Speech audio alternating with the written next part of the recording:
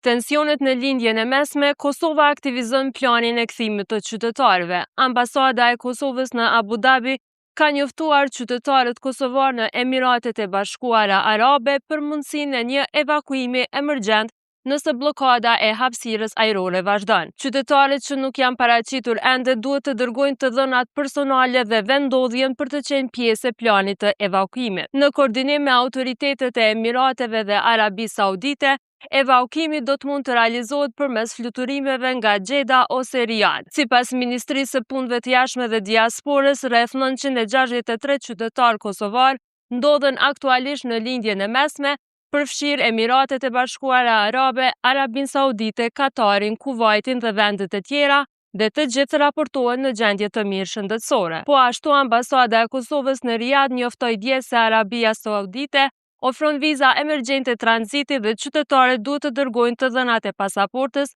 dhe destinacionin për të siguruar kthimin e sigurt. Për më shumë informacione, njoftohuni në telegrafi.com.